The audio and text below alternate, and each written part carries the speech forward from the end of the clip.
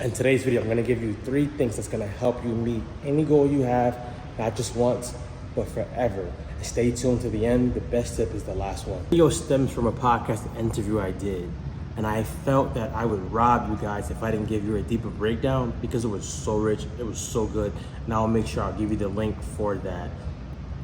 This was an interview that had different angles, but it had one real common denominator.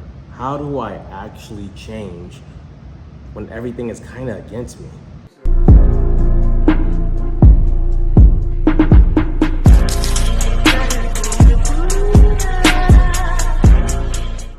Joy is now a mom, a wife, a spiritual leader, a coach, and more.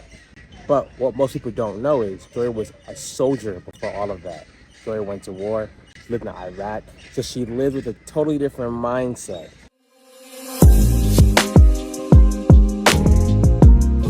Soldier, and you gotta pivot. You are used to doing things that most people aren't used to doing.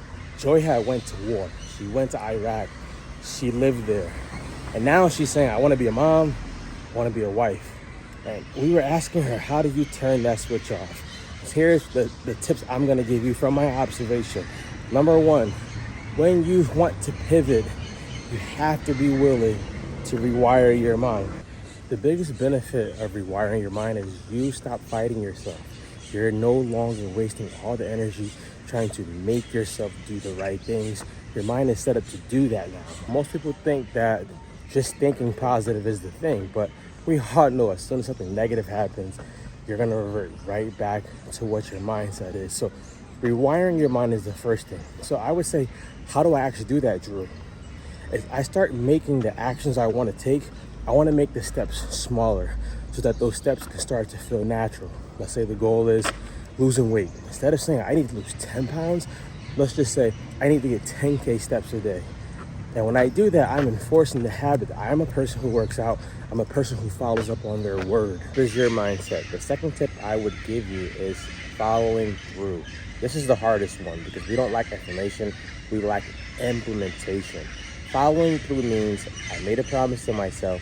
I have to actually do that. And the best way I can say to do that is to have either an accountability partner or some form of a coach. It doesn't have to be a long time, but the reason you need someone checking in with you and checking up on you is your old habits are dying as you're pivoting, as you're rewiring your mind. And sometimes when those habits are dying, they die slow. The coach is gonna show you, or accountability partner is gonna show you, hey, you said you were gonna do this, you didn't do this, or you said you were gonna do this and you did. So let's make the next step. Let's keep moving forward and let's not get sidetracked. Trust me, it's the cheat code that I've used for years. Here's the best one, and this one, if you do this, the first 2 will make sense. If you don't do this, the first 2 is not gonna make sense, and it's called the reward principle. What do you mean, Drew? What gets rewarded gets repeated. I don't know who made that quote, but it really works. It works with plants. And if you're a parent, you know, if you reward your kid for doing something good, they usually want to do it again. So why don't we do that with ourselves? Because sometimes we think if I haven't achieved a big goal, that I don't deserve the reward, and that can be far from the truth.